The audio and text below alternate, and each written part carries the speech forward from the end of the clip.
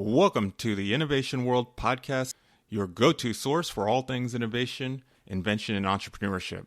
Our website is www.innovationworld.org.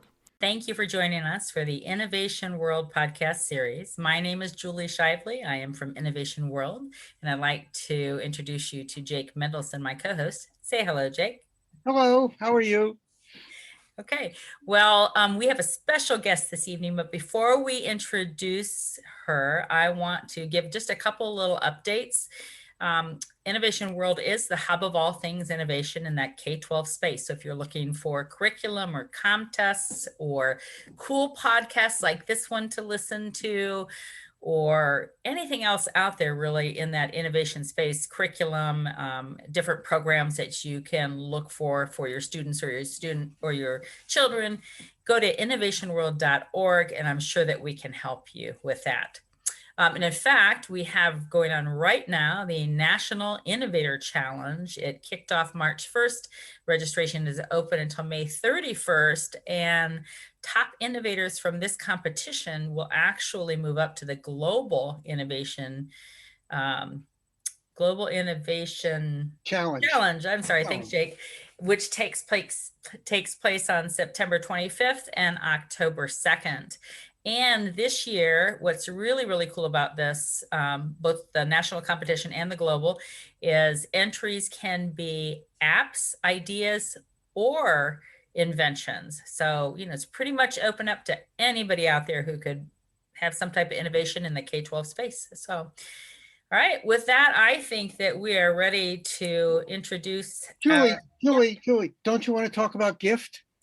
Oh, yes. I'm sorry. Well, we would have got to that eventually, I'm sure, but we'll go ahead and talk about it right now. GIFT is our global innovation field trip. It is a 24-hour online celebration of young innovators and programs who support and inspire innovation. So our next GIFT program, we actually do these quarterly now. Our next gift will be April 17th and 18th, beginning April 17th at noon Eastern Standard Time, which is New York time in the US. And we are actively taking applications for presentations right this minute. So if you are a K-12 innovator like our young guest today, you can sign up and share your innovation with the entire world. There's about 28 countries now participating in GIFT, and we'll have anywhere from 60 to 80 presentations over that 24-hour period. It's exhausting, but wonderful and innovative and very cool at the same time. So go to globalinnovationfieldtrip.org to sign up to be a presenter or an attendee, or you can find it also on the innovationworld.org website. Thanks, Jake. And it's free. It doesn't cost anything to be a presenter. Absolutely free to participate in any way. Okay, with that, I would like to introduce to you this evening Pahal Sah. And raise your hand so we know which one of you is Pahal. Very good, in case they weren't sure. So why don't you tell us where you're from, what school you go to, and what you innovated? I am 10 years old, and I go to Albert Einstein Elementary in Redmond, Washington. Basically, my invention is the Fluffy Carrier 9000, which is a backpack. It's basically a backpack, but with ultra features. Like, for example, one of them is that when you pull the handle, wheels pop out of the bottom to make it into a rolling backpack, and if you pull the handle again, the wheels pop back in, so that it turns into a normal backpack. Another one of the features were that there is an extendable pocket in the middle and if you open it, out comes a blanket. Another one of its features are that there are five to six pockets around like this size on the front of the backpack for extra storage. And the last feature is that the backpack is waterproof. Very important. Yeah. So how did you decide you wanted to invent a new type of backpack? Well, really, I came up with this idea because I myself had some backpack problems. Sometimes there weren't that much space. For example, on the last day of school, my backpack could not fit all the items I would bring to school. So that became a big trouble for me because I had to carry lots of things in my hands. And I took the bus home, so that was even trickier. Then while coming up with ideas, I decided that this is what I want to do because it might be a really big problem, and sometimes backpacks get wet and then it takes some time to dry them off. So. And that's a particular problem if you have your homework in there or something important that you wanted to bring home, maybe from art class to show, and get home it's all drenched. So did you do this work through a particular program that you were in, like in school or something, or did you just venture out and do this on your own? No, I don't think I would have brainstormed so well on my own. So, I in third grade, second and third grade, I used to go to this aftercare program called Da Vinci, and they would drive a van to the school aftercare school. And basically what we did there is that there were multiple activities. First we ate. Yeah, we ate. Then we did some brain quest activities. Then after that, we had to like sign up for different activities like public speaking or karate or other activities. And one of them was called MindAntix. And I signed up for MindAntix, and through that we made the invention. We did like brainstorming together, and we sat in this kind of circular table so that we could look at everyone's ideas and give feedback. So I did it through MindAntix from Da Vinci. Very cool. I understand that you also submitted your invention to another organization out of the National Museum of Education. Did you win a prize for this? Yes, I was one of the winners, so I got $100 check. Nice, very nice. And was that through the Student Ideas for a Better America program? Is that what it was? No. No? Oh, actually, yes, it was Student Ideas for a Better America, and I made my idea in MindAntix. Yeah. Very nice. So, do you think that's it for you? Are you done being an inventor, or do you think maybe you'll continue this path? I guess inventing is fun, like building prototypes, all the materials I have. Yeah, there is another invention that I came up with. It's a waste management drone, but I decided not to do that because it was kind of tricky on how to construct the drone. And yeah, so I think I might try to make that again. What would the waste management drone do? It would fly around and then it would detect litter, then pick the litter up and then put it in the correct trash can. So do you have any dogs? No, I don't have a pet. Okay. I have 3 dogs, and I don't know if you know this about dogs, but each one of them poos at least 2 times a day. Oh. So how many poos a day do I have in my house, in my yard? With 3 dogs times 2 a day. 6 poos a day, right? Yeah, that's so times a week. And you can imagine what my backyard looks like. I have a big backyard, thankfully. So once a week, my grandson and I go out and clean up all the dog poo. And I have thought so much about somebody needs to build a drone.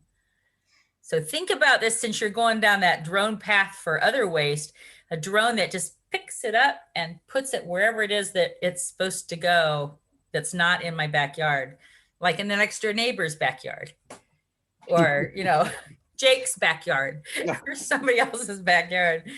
I love the idea, though, of using drones for something like cleaning up litter. I mean, there's some places, that there's so much litter out there. I wonder, on a windy day, it might be tough for a drone. I'm not really sure. I don't know enough about drones to know how impacted they are by wind, but since they're small objects in the sky, I assume that could be an issue. But think about the pooper scooper drone, if you would, when you're starting to build out. I would be your first customer very happily. Jake, I know you have questions. Oh yeah, well, I'm very interested about the wheels. When the wheels come out, you pull the handle of the wheel. Now what happens? What do the wheels do? Why? What is good about having wheels? So just if it's really heavy and you don't think you could hold it, you can drag it instead. Oh, so is there a handle and I can just drag it and pull it? Yeah, there's a handle. There's a handle. That's the handle you push and pull to bring the wheels in and out. That's yeah, the wheels are good, but being able not to have to carry it, that was great. Okay, that's very important. Did you build a prototype? Did you actually make a prototype? You talked about doing that. Yeah, I built a prototype. Can we see it? I don't know if I have it right now. No? I don't think I see it. So what other things did you think about that you would do if you continued on the path with your backpack that you might improve in the next model or the next iteration of it? To improve my backpack. Well, I did think about like the extendable pocket. It was like really needed. But yeah, I guess I didn't think a lot about that. Yeah. Well, that's kind of the next step. I mean, even if you decide you don't want to do the backpack right now, to set it aside and then come back to it again and think about it again, and you'll get this brilliant idea of what you could add to it or change, or maybe make it out of different materials, a variety of materials, or different colors, or add different features. I mean, that's just, sometimes it takes inventors years to decide that they're finished with their invention, and that's okay. Doesn't have to be something that you do right away and then it's done. You might come up with some incredible feature later that you have to add to that backpack. Hey, make it a what's the right word? An autonomous backpack that comes to you when you... Oh, self-controlled. Yeah, there you go. Put a motor on it so you don't have to pull it. In fact, you can ride the backpack to the bus before you get on the bus. Wouldn't that be fun? Or the backpack can go get pizza for you at recess if you get really hungry. Actually, wait a minute. That might be interesting. There could be part of the pockets could be insulated so that if you had lunch or something, it would stay cold. If you had, or good idea. Maybe not pizza, but maybe a tuna fish sandwich or something. Yeah, and you could work on creating ways to keep it insulated that don't require ice packs necessarily, because they get all wet and they only last so long, but you could figure out some way to insulate that backpack or have a battery pack in it to create a little refrigeration system. Obviously, that's not technology I understand or I'd be able to articulate it better, but you will be much smarter than me, so you will be able to figure this out. What do you think is the most important feature of your backpack? If you were going to be selling it to somebody, what would be the first thing you would tell them? I would tell them that it is waterproof. I want to tell you, I also agree with you. I am a school teacher, and I can't tell you how many times students have given me soaking wet homework, and they said, well, it was raining and my homework was in the backpack and it got wet. It happens all the time. Did you ever try and grade a piece of paper, a homework paper that is soaking wet? No, Yeah, you can't write on it. You can't do anything. I had to wait till they dried. Well, Pahal, we really, really want you to keep inventing. Whether you do something more with your backpack or you do something with your drone, your waste collection drone, or you turn it into a pooper scooper kind of drone, whatever you think of, keep writing it down. I know last week when we were doing this, Jake told the student that was on here, get a little notebook and write down all these little ideas. And then, you'll revisit them from time to time and you go, what was I thinking on that one? And then you go, oh yeah, I know what I could do with that now. Or you might run into somebody else who has common interests and you can share information with each other and find teammates to do things with like that, and other people that keep you motivated to do it. So I hope to see you again doing this. I hope to talk to you at a future podcast where you've got something new you're working on. Are you going back through MindAntix again?